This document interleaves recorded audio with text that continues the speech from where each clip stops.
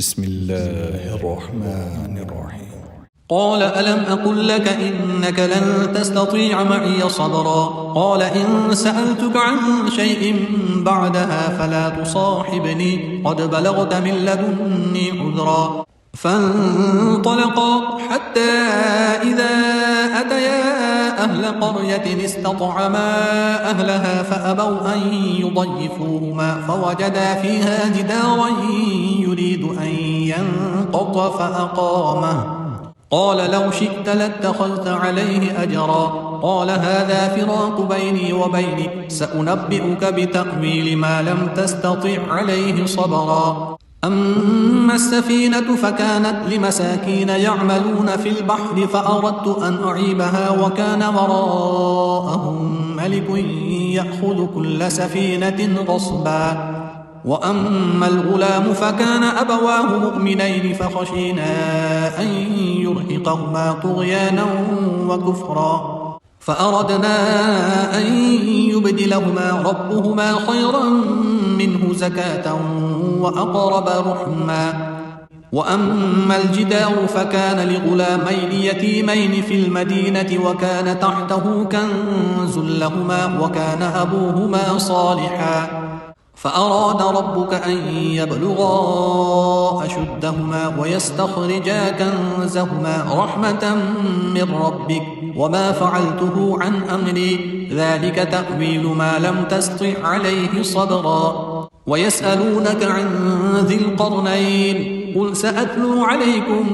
منه ذكرا. إنا مكنا له في الأرض وآتيناه من كل شيء سببا فأتبع سببا حتى إذا بلغ مغرب الشمس وجدها تغرب في عين حمئة ووجد عندها قوما. قلنا يا ذا القرنين إما أن تعذب وإما أن تتخذ فيهم حسنا. قال أما من ظلم فسوف نعذبه ثم يرد إلى ربه فيعذبه عذابا نكرا. وأما من آمن وعمل صالحا فله جزاء الحسنى وسنقول له من أمرنا يسرا. ثم أتبع سببا حتى إذا بلغ مطلع الشمس وجدها تطلع على قوم لم نجعل لهم من دونها سترا كذلك وقد أحطنا بما لديه خبرا. ثم أتبع سببا حتى إذا بلغ بين السدين وجد من دونهما قوما لا يكادون يفقهون قولا. قالوا يا ذا القرنين إن يأجوج ومأجوج مفسدون في الأرض فهل نجعل لك خرجا على أن تجعل بيننا وبينهم سدا. قال ما مكني فيه ربي خير فأعينوني بقوة أجعل بينكم وبينهم ردما. آتوني زبر الحديد حتى إذا ساوى بين الصدفين قال انفخوا حتى إذا جعله نارا قال آتوني أفرغ عليه قطرا فما استطاعوا أن يظهروه وما استطاعوا له نقبا. قال هذا رحمة من ربي فإذا جاء وعد ربي جعله دكاء وكان وعد ربي حقا. وتركنا بعضهم يومئذ يموج في بعض ونفخ في الصور فجمعناهم جمعا. وعرضنا جهنم يومئذ للكافرين عرضا الذين كانت أعينهم في غطاء عن ذكري وكانوا لا يستطيعون سمعا. أفحسب الذين كفروا أن يتخذوا عبادي من دوني أولياء إنا أعتدنا جهنم للكافرين نزلا. قل هل ننبئكم بالأخسرين أعمالا الذين ضل سعيهم في الحياة الدنيا وهم يحسبون أنهم يحسنون صنعا أولئك الذين كفروا بآيات ربهم ولقائه فحبطت أعمالهم فلا نقيم لهم يوم القيامة وزنا ذلك جزاؤهم جهنم بما كفروا واتخذوا آياتي ورسلي هزوا إن الذين آمنوا وعملوا الصالحات كانت لهم جنات الفردوس نزلا خالدين فيها لا يبغون عنها حولا قل لو كان البحر مدادا لكلمات ربي لنفد البحر قبل أن تنفد كلمات ربي ولو جئنا بمثله مددا قل إنما أنا بشر مثلكم يوحى إلي أنما إلهكم إله واحد فمن كان يرجو لقاء ربه فليعمل عملا صالحا ولا يشرك بعبادة ربه أحدا بسم الله الرحمن الرحيم كافها يا عين صاد ذكر رحمة ربك عبده زكريا إذ نادى ربه نداء خفيا قال رب إني وهن العظم مني واشتعل الرأس شيبا ولم أكن بدعائك رب شقيا وإني خفت الموالي من ورائي وكانت امرأتي عاقرا فهب لي من لدنك وليا يرثني ويرث من آل يعقوب واجعله رب رضيا يا زكريا إنا نبشرك بغلام اسمه يحيى لم نجعل له من قبل سميا قال رب أنى يكون لي غلام وكانت امرأتي عاقرا وقد بلغت من الكبر عتيا قال كذلك قال ربك هو علي هين وقد خلقتك من قبل ولم تك شيئا قال رب اجعل لي آية قال آيتك ألا تكلم الناس 3 ليال سويا فخرج على قومه من المحراب فأوحى إليهم أن سبحوا بكرة وعشيا يا يحيى خذ الكتاب بقوة وآتيناه الحكم صبيا وحنانا من لدنا وزكاة وكان تقيا وبرا بوالديه ولم يكن جبارا عصيا وسلام عليه يوم ولد ويوم يموت ويوم يبعث حيا واذكر في الكتاب مريم إذ انتبذت من أهلها مكانا شرقيا فاتخذت من دونهم حجابا فأرسلنا إليها روحنا فتمثل لها بشرا سويا قالت إني أعوذ بالرحمن منك إن كنت تقيا قال إنما أنا رسول ربك لأهب لك غلاما زكيا قالت أنى يكون لي غلام ولم يمسسني بشر ولم أك بغيا قال كذلك قال ربك هو علي هين ولنجعله آية للناس ورحمة منا وكان أمرا مقضيا فحملته فانتبذت به مكانا قصيا فأجاءها المخاض إلى جذع النخلة قالت يا ليتني مت قبل هذا وكنت نسيا منسيا فناداها من تحتها ألا تحزني قد جعل ربك تحتك سريا وهزي إليك بجذع النخلة تساقط عليك رطبا جنيا فكلي واشربي وقري عينا فإما ترين من البشر أحدا فقولي إني إني نذرت للرحمن صوما فلن أكلم اليوم إنسيا فأتت به قومها تحمله قالوا يا مريم لقد جئت شيئا فريا يا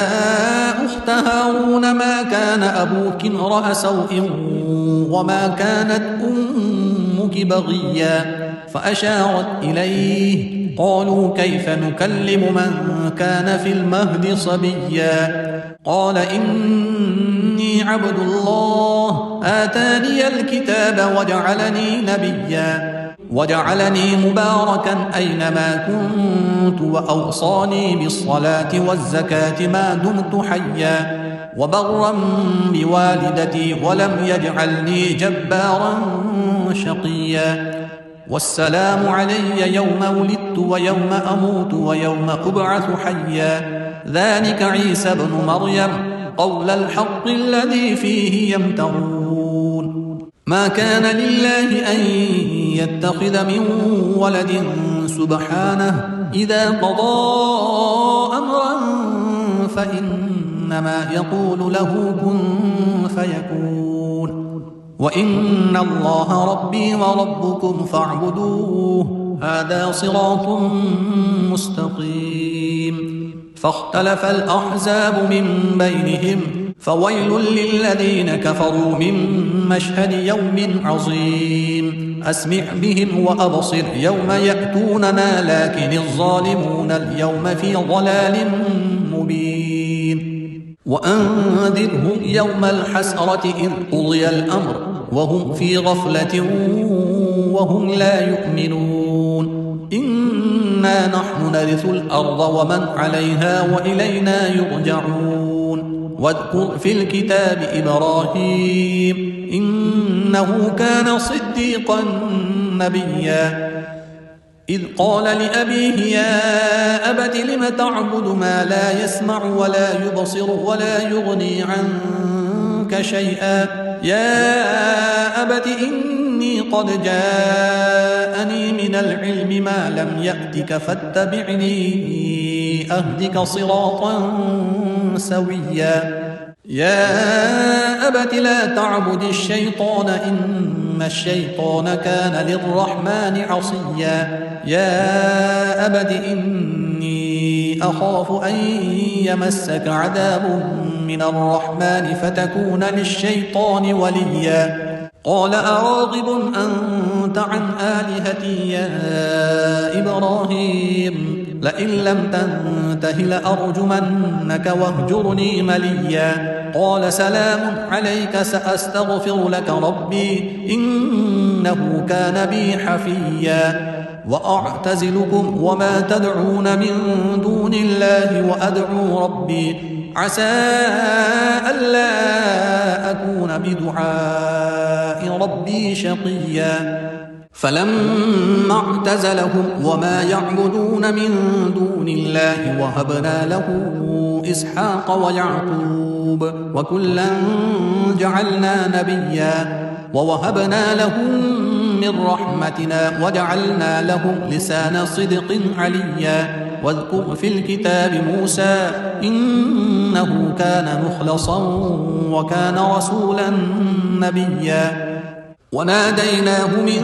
جانب الطور الأيمن وقربناه نجيا ووهبنا له من رحمتنا أخاه هارون نبيا واذكر في الكتاب إسماعيل إنه كان صادق الوعد وكان رسولا نبيا وكان يأمر أهله بالصلاة والزكاة وكان عند ربه مرضيا واذكر في الكتاب إدريس إنه كان صديقا نبيا ورفعناه مكانا عليا أولئك الذين أنعم الله عليهم من النبيين من ذرية آدم وممن حملنا مع نوح ومن ذرية إبراهيم وإسرائيل وممن هدينا واجتبينا إذا تتلى عليهم آيات الرحمن خروا سجدا وبكيا فخلف من بعدهم خلف أضاعوا الصلاة واتبعوا الشهوات فسوف يلقون غيا إلا من تاب وآمن وعمل صالحا فأولئك يدخلون الجنة ولا يظلمون شيئا جنات عدن التي وعد الرحمن عباده بالغيب إنه كان وعده مأتيا لا يسمعون فيها لغوا إلا سلاما ولهم رزقهم فيها بكرة وعشيا تلك الجنة التي نورث من عبادنا من كان تقيا وما نتنزل إلا بأمر ربك له ما بين أيدينا وما خلفنا وما بين ذلك وما كان ربك نسيا رب السماوات والأرض وما بينهما فاعبده واصطبر لعبادته هل تعلم له سميا ويقول الإنسان أإذا ما مت لسوف أخرج حيا أولا يذكر الإنسان أنا خلقناه من قبل ولم يك شيئا فوربك لنحشرنهم والشياطين ثم لنحضرنهم حول جهنم جثيا ثم لننزعن من كل شيعة أيهم أشد على الرحمن عتيا ثم لنحن أعلم بالذين هم أولى بها صليا وإن منكم إلا واردها كان على ربك حتما مقضيا ثم ننجي الذين اتقوا ونذر الظالمين فيها جثيا وإذا تتلى عليهم آياتنا بينات قال الذين كفروا للذين آمنوا أي الفريقين خير مقاما وأحسن نديا وكم أهلكنا قبلهم من قرن هم أحسن أثاثا ورئيا قل من كان في الضلالة فليمدد له الرحمن مدا حتى إذا رأوا ما يوعدون إما العذاب وإما الساعة فسيعلمون من هو شر مكانا وأضعف جندا ويزيد الله الذين اهتدوا هدى والباقيات الصالحات خير عند ربك ثوابا وخير مردا أفرأيت الذي كفر بآياتنا وقال لأوتين مالا وولدا أطلع الغيب أم اتخذ عند الرحمن عهدا كلا سنكتب ما يقول ونمد له من العذاب مدا ونرثه ما يقول ويأتينا فردا واتخذوا من دون الله آلهة ليكونوا لهم عزا كلا سيكفرون بعبادتهم ويكونون عليهم ضدا ألم تر أنا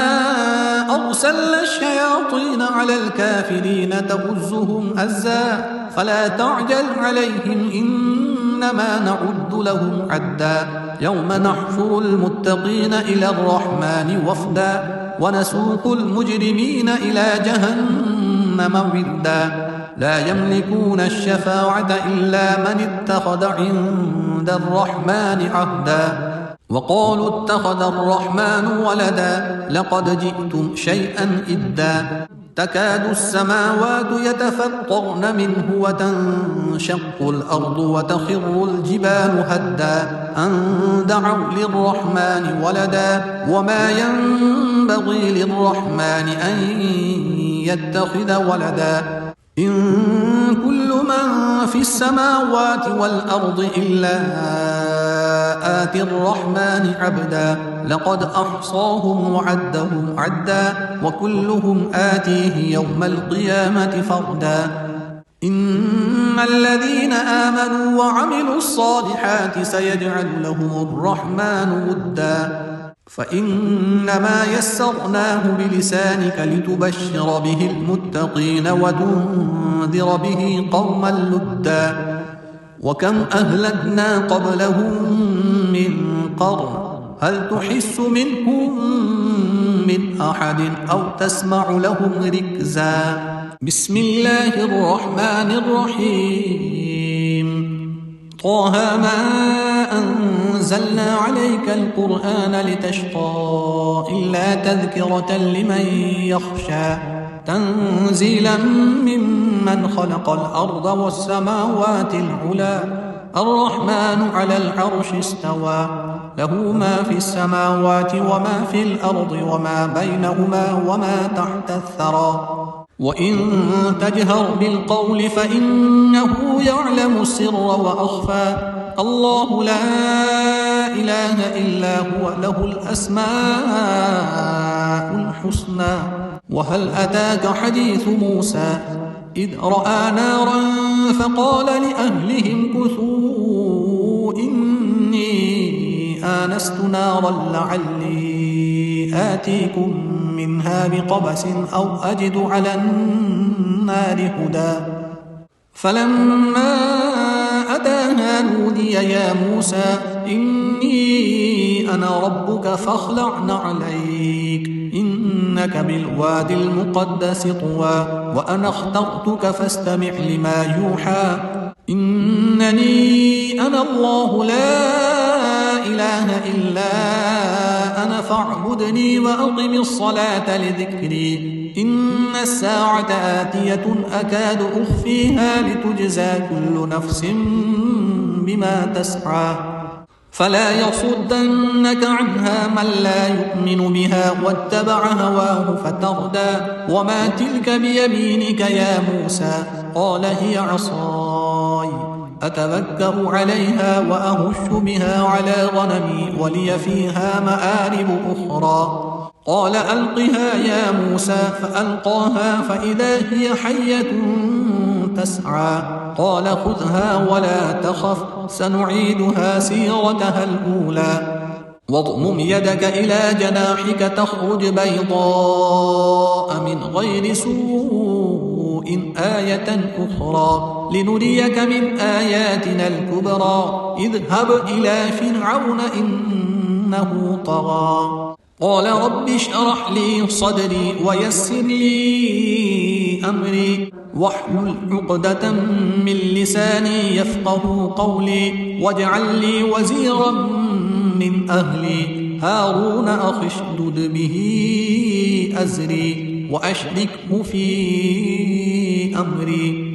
كي نسبحك كثيرا ونذكرك كثيرا إنك كنت بنا بصيرا قال قد أوتيت سؤلك يا موسى ولقد مننا عليك مرة أخرى إذ أوحينا إلى أمك ما يوحى أن اقذفيه في التابوت فاقذفيه في اليم فليلقه اليم بالساحل يأخذه عدو لي وعدو له وألقيت عليك محبة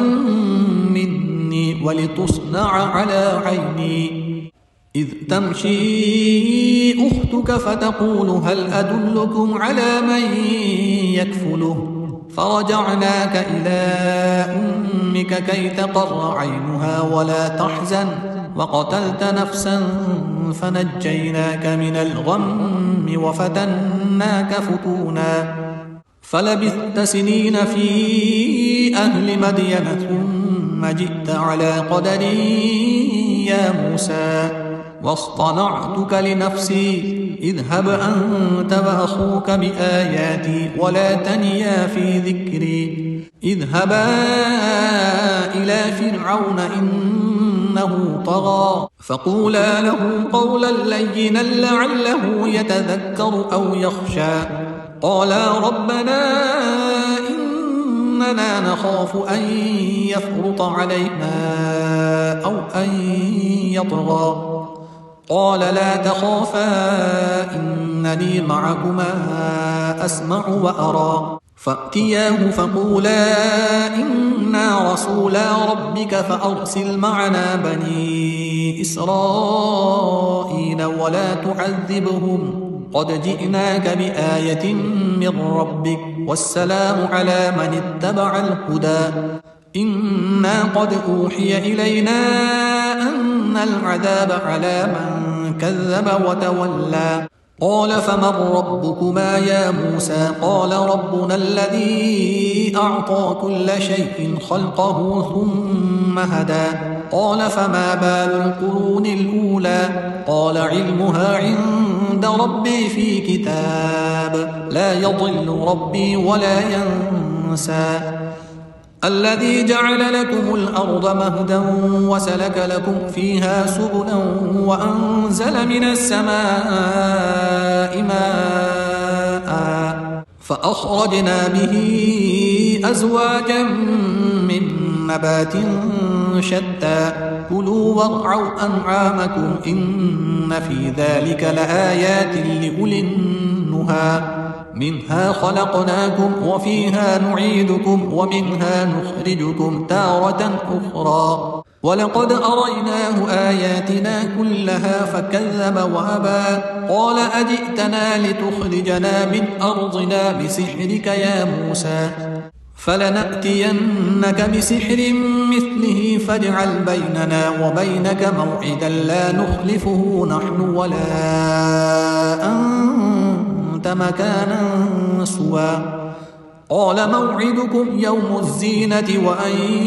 يحشر الناس ضحى فتولى فرعون فجمع كيده ثم أتى قال لهم موسى ويلكم لا تفتروا على الله كذبا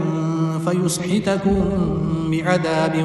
وقد خاب من افترى فتنازعوا أمرهم بينهم وأسروا النجوى قالوا إن هذان لساحران يريدان أن يخرجاكم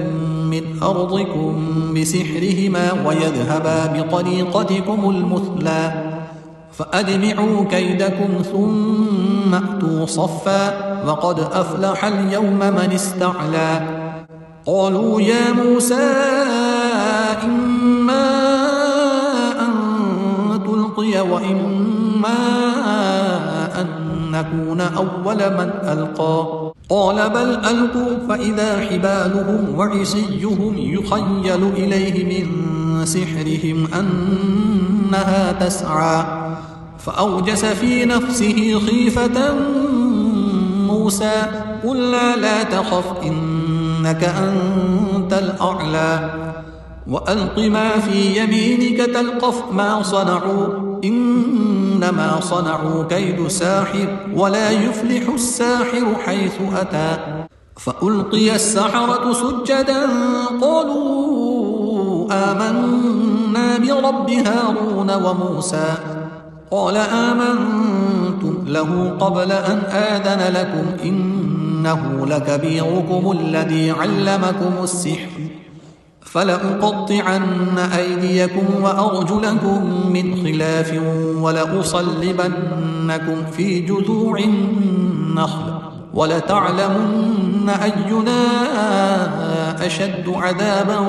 وأبقى قالوا لن نؤثرك على ما جاءنا من البينات والذي فطرنا فاقض ما أنت قاض إنما تقضي هذه الحياة الدنيا إنا آمنا بربنا ليغفر لنا خطايانا وما أكرهتنا عليه من السحر والله خير وأبقى إنه من يأت ربه مجرما فإن له جهنم لا يموت فيها ولا يحيا ومن يأته مؤمنا قد عمل الصالحات فأولئك لهم الدرجات العلى جنات عدن تجري من تحتها الأنهار خالدين فيها وذلك جزاء من تزكى ولقد أوحينا إلى موسى أن أسر بعبادي فاضرب لهم طريقا في البحر يبسا لا تخاف دركا ولا تخشى فأتبعهم فرعون بجنوده فغشيهم من اليم ما غشيهم وأضل فرعون قومه وما هدى يا بني إسرائيل لقد أنجيناكم من عدوكم وواعدناكم جانب الطور الأيمن ونزلنا عليكم المن والسلوى كلوا من طيبات ما رزقناكم ولا تطغوا فيه فيحل عليكم غضبي ومن يحلل عليه غضبي فقد هوى وإني لغفار لمن تاب وآمن وعمل صالحا ثم اهتدى وما أعجلك عن قومك يا موسى قال هم أولئك على أثري وعجلت إليك رب لترضى قال فإنا قد فتنا قومك من بعدك وأضلهم السامري فرجع موسى إلى قومه غضبان أسفا قال يا قوم ألم يعدكم ربكم وعدا حسنا أفطال عليكم العهد أم أردتم أن يحل عليكم غضب من ربكم فأخلفتم موعدي قالوا ما أخلفنا موعدك بملكنا ولكننا حملنا أوزارا من زينة القوم فقذفناها فكذلك ألقى السامري فأخرج لهم عجلا جسدا له خوار فقالوا هذا إلهكم وإله موسى فنسي أفلا يرون ألا يرجع إليهم قولا ولا يملك لهم ضرا ولا نفعا ولقد قال لهم هارون من قبل يا قوم إنما فتنتم به وإن ربكم الرحمن فاتبعوني وأطيعوا أمري قالوا لن نبرح عليه عاكفين حتى يرجع إلينا موسى قال يا هارون ما منعك إذ رأيتهم ضلوا ألا تتبعني أفعصيت أمري قال يا ابن أم لا تأخذ بلحيتي ولا برأسي إني خشيت أن تقول فرقت بين بني إسرائيل ولم ترقب قولي قال فما خطبك يا سامري قال بصرت بما لم يبصروا به فقبضت قبضة من أثر الرسول فنبذتها وكذلك سولت لي نفسي قال فاذهب فإن لك في الحياة أن تقول لا مساس وإن لك موعدا لن تخلفه وانظر إلى إلهك الذي ظلت عليه عاكفا لنحرقنه ثم لننسفنه في اليم نسفا إنما إلهكم الله الذي لا إله إلا هو وسع كل شيء علما كذلك نقص عليك من أنباء ما قد سبق وقد آتيناك من لدنا ذكرا من أعرض عنه فإنه يحمل يوم القيامة وزرا خالدين فيه وساء لهم يوم القيامة حملا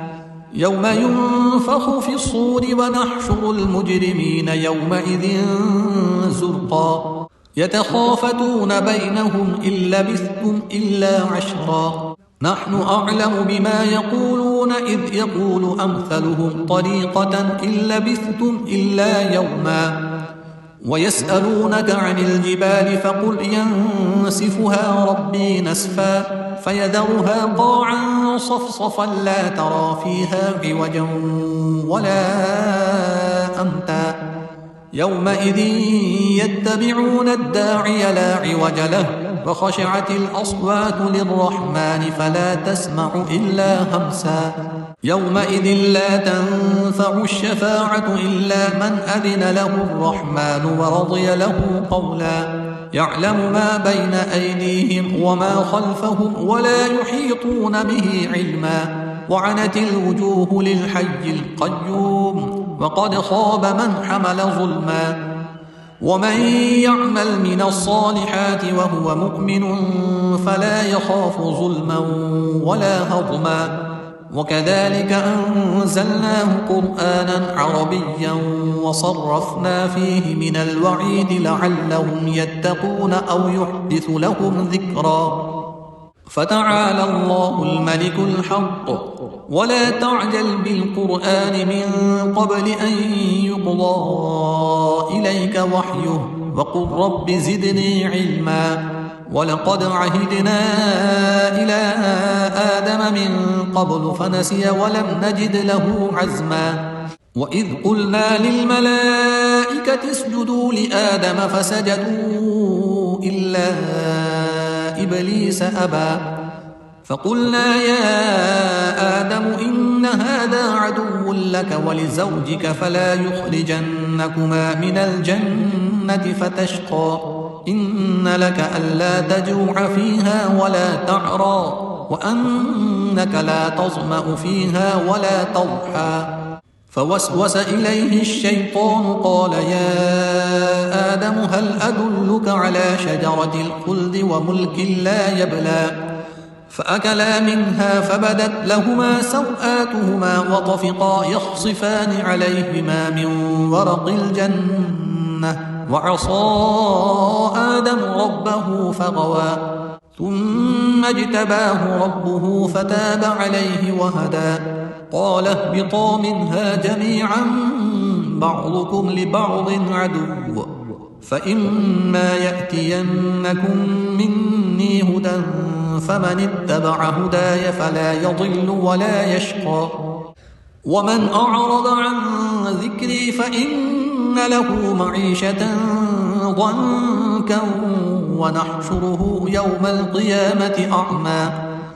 قال رب لم حشرتني أعمى وقد كنت بصيرا. قال كذلك أتتك آياتنا فنسيتها وكذلك اليوم تنسى. وكذلك نجزي من أسرف ولم يؤمن بآيات ربه ولعذاب الآخرة أشد وأبقى. أفلم يهد لهم كم أهلكنا قبلهم من القرون يمشون في مساكنهم إن في ذلك لآيات لأولي النهى. ولولا كلمة سبقت من ربك لكان لزاما وأجل مسمى. فاصبر على ما يقولون وسبح بحمد ربك قبل طلوع الشمس وقبل غروبها ومن آناء الليل فسبح وأطراف النهار لعلك ترضى. ولا تمدن عينيك إلى ما متعنا به أزواجا منهم زهرة الحياة الدنيا لنفتنهم فيه ورزق ربك خير وأبقى. وأمر أهلك بالصلاة واصطبر عليها لا نسألك رزقا نحن نرزقك والعاقبة للتقوى. وقالوا لولا يأتينا بآية من ربه أولم تأتهم بينة ما في الصحف الأولى. ولو أنا أهلكناهم بعذاب من قبله لقالوا ربنا لولا أرسلت إلينا رسولا فنتبع آياتك من قبل أن نذل ونخزى. قل كل متربص فتربصوا فستعلمون من أصحاب الصراط السوي ومن اهتدى.